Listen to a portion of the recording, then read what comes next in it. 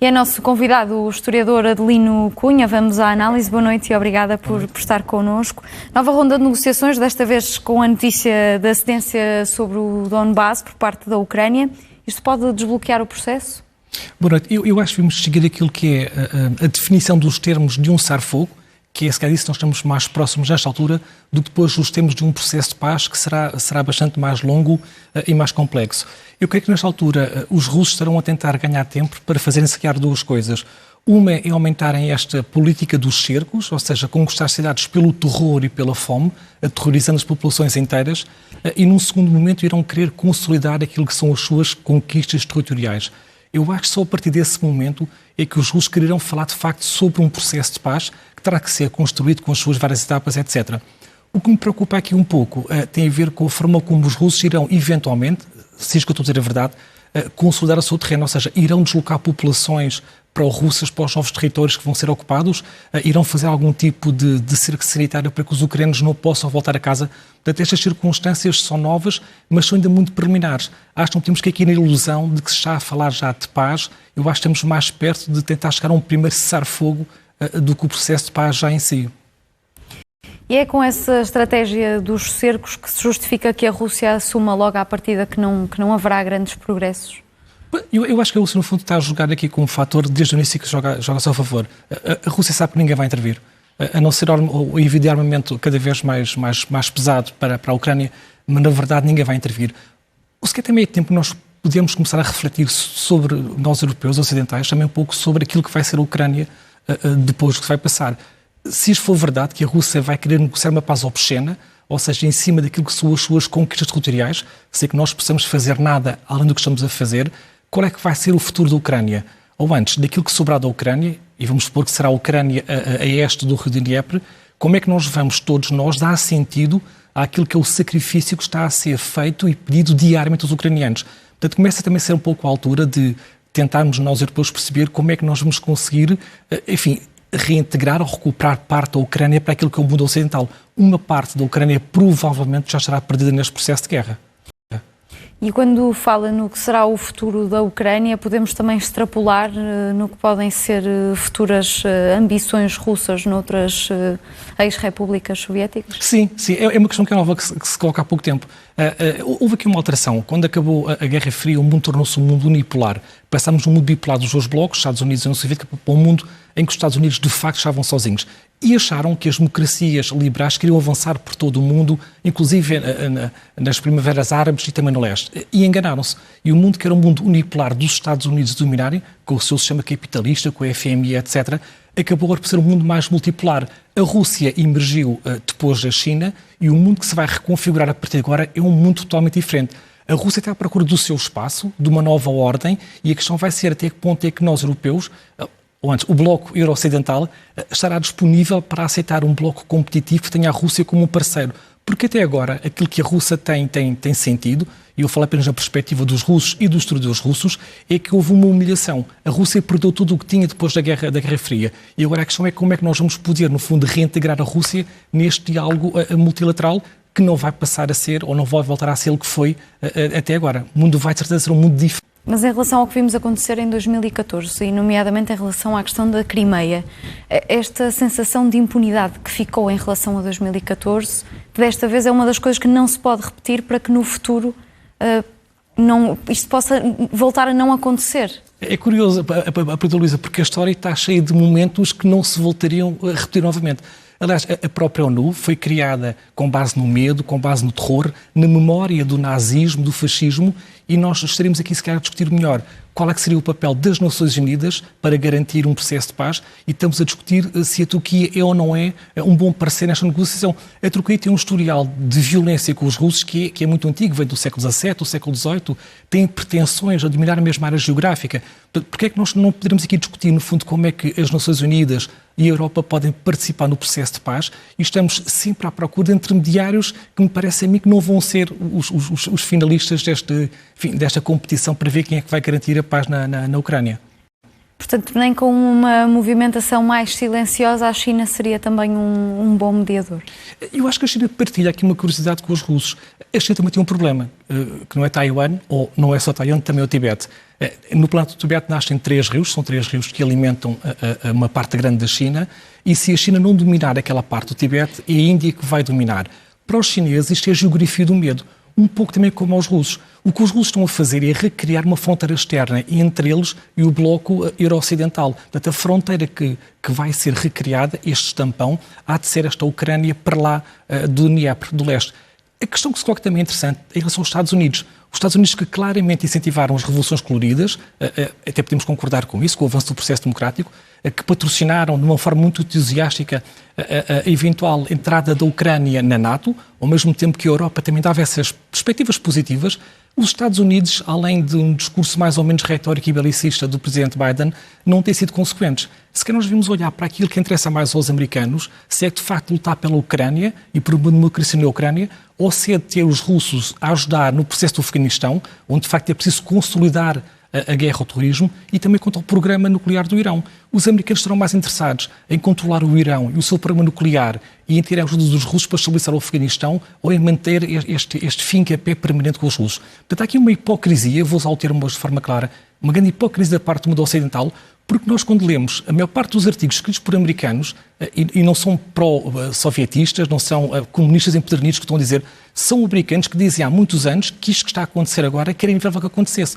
Porque a Rússia dificilmente sairia de uma humilhação como esta que não fosse pela via das armas. Nós subestimamos, de facto, a irritabilidade dos russos. Falamos aqui desta possibilidade de cedência sobre o Donbass. Eu queria perguntar-lhe o que é que considera que leva Zelensky a isto. Porque a Turquia tem dado conta de 6 pontos. A neutralidade, o tal que os russos chamam a desnazificação, o desarmamento da Ucrânia e o estatuto da língua russa na Ucrânia. E haveria discordância principalmente no estatuto do Donbass e da Crimeia. Porquê Zelensky ceder quanto ao Donbass e não quanto à Crimeia, e porquê anunciá-lo antes das negociações? Isto vai ser um pouco cruel o que eu vou dizer, porque estão a morrer pessoas todos os dias, mas eu acho que a Ucrânia está a se adaptar, ou antes, está a adaptar as suas expectativas à realidade. A Ucrânia já percebeu que não consegue negociar com a Rússia nos termos em que a Rússia está a negociar, ou que não está a negociar, que é a base do terror. Os ucranianos irão ceder, creio eu, muito mais, e a questão que eles colocam agora é que não querem perder populações nem território nem soberania. Eu acho que o destino da Ucrânia vai passar muito por aí, perder populações, territórios e soberania. Acho que os russos não vão ceder aí. Este momento, este intervalo que estamos a assistir, há de ter a ver com dificuldades em Kiev, porque de facto há a haver uma resistência notável da parte dos ucranianos. Há também dificuldades em depois ser a própria máquina de guerra russa, mas neste ato não se passa nada do lado da Ucrânia que não seja a ajuda que está a ser dada circunstancialmente em termos de armamento para os ucranianos lutarem. Portanto, parece-me que a Ucrânia vai ter que se adaptar àquilo que é a realidade e negociar em termos, isto é que era importante, que ninguém saísse nem destruído nem humilhado. Ou seja, a Ucrânia não poderá ser destruída deste processo sem que haja um país depois deste futuro, nem a Rússia poderá ser eventualmente humilhada. Porque a Rússia, aconteça o que acontecer, será sempre uma potência nuclear. E a Rússia sair humilhada daqui pode levar-nos a acreditar que, tal como de 2014 para 2022 aconteceu isto, daqui para a frente também pode acontecer mais alguma coisa? Sim, é curioso porque a Rússia em 2014 reviu o seu sistema de segurança nacional, dizendo que o grande inimigo externo da Rússia, que era a NATO, que era o avanço da NATO. E disse claramente que a instalação de bases de mísseis antibalísticos na sua fronteira constituía o seu principal perigo à sua soberania. Aquilo que tem sido um risco, eu tenho apontado esse exemplo e tenho ficado um bocadinho isolado nesta questão. Eu receio que os russos possam eventualmente entrar numa deriva de provocação e, por exemplo, encenar uma manobra junto às populações russas que são significativas nos 3 países bálticos e sair eventualmente em defesa delas. Não estou a dizer que invadam estes 3 países, mas pode de facto estabelecer estes 3 países bálticos. São 3 países da NATO. Pode eventualmente fechar o círculo entre Odessa e a Transnistria, que é um território da Moldávia, onde também existe uma significativa presença de russos, aliás, deixados lá pelo próprio Stalin. Ou seja, do ponto de vista daquilo que será a eventual agudizar das circunstâncias, os russos têm uma série de armas que são desiguais, porque nós no Ocidente lutamos, enfim, penso eu, ainda com base em princípios democráticos, com base em valores que nós achamos que são inegociáveis, temos a memória da Segunda Guerra, enquanto que os russos estão numa deriva bastante perigosa. O facto de ser uma autocracia e estar a competir com armas diferentes do Ocidente, enfim, torna o jogo desigual. cabe-nos a nós, se calhar, ocidentais, ir deitando água na fervura e tentar salvar aquilo que ainda houver para salvar deste conflito, enfim, que já dura demasiado tempo. No que diz respeito à consolidação dos terrenos ou das conquistas territoriais, se lhes quisermos chamar assim, como é que isto pode ser feito? Será através de referendos? Poderá haver essa via legal, mas para haver referendos, os russos terão que garantir que as pessoas que vão votar no referendo sejam pró-russos. E nesse ponto de vista, qual pode ser o papel da União Europeia aqui como observador? Eu acho que a montante há aqui um risco que nós temos de estar atentos a isso, mesmo durante um cessar-fogo. É se não poderão existir movimentações de populações. Não é a primeira vez que os russos fazem isso, ou seja, que movimentam populações dentro do seu próprio território. A ideia da União Soviética ser, e era, um Estado multinacional e multiétnico, passou por agregar populações. Teremos de estar atentos se os russos, se Putin neste caso, não irá deslocar populações dentro destes territórios para então sim, numa outra circunstância, poder promover eventualmente estes referendos. E não me parece que haja aqui uma reversibilidade. Estes territórios estão agora a ser conquistados pelos russos e eu acho que dificilmente, no curto prazo da história, irão reverter novamente para a Ucrânia. A questão, se calhar, dito isto de forma cruel, é tentarmos perceber como é que a Ucrânia, a outra metade da Ucrânia, poderá ser novamente recuperada para dentro da periferia das democracias europeias, nomeadamente do programa de reconstrução. É necessário que a União Europeia seja clara naquilo que é o assumir dos custos da reconstrução da Ucrânia. Se calhar é mais importante nós agora falarmos sobre isso do que estamos a falar em enviar armamento para as fronteiras da Ucrânia que vai ficar lá. Quando houver a desagregação e se houver a desagregação das Forças Armadas, aquele equipamento ficará novamente disperso. No mercado negro não sabemos. Portanto, é bom que nós comecemos já a pensar num plano de recuperação económica para a Ucrânia e num compromisso. Nós, europeus, temos de dar garantias claras aos ucranianos de que valeu a pena os sacrifícios. E a forma de o fazer é ajudá-los economicamente e ajudar no processo de construção da democracia da futura Ucrânia. Adelino Cunha, só para terminar, queria ouvi-lo também sobre esta mudança, este anúncio da Rússia que foi a segunda fase, portanto, estando concluída com sucesso a primeira fase, nas palavras do Kremlin, que seguiam agora para a segunda fase, que seria o foco só no Donbass. Como é que se explica continuarmos a ver tantos combates e ameaças e bombardeamentos até em zonas que até agora tinham sido relativamente poupadas? Exatamente, aliás, na nossa perspectiva é difícil às vezes de compreender do ponto de vista militar, eu não percebo muito o assunto, mas perceber qual é que de facto é a estratégia da Rússia. Eu quero-me parecer que aquilo que foi dito que é verdade. Havia uma expectativa de que fosse tudo muito mais rápido e que a resistência ucraniana não fosse tão heroica como está a ser.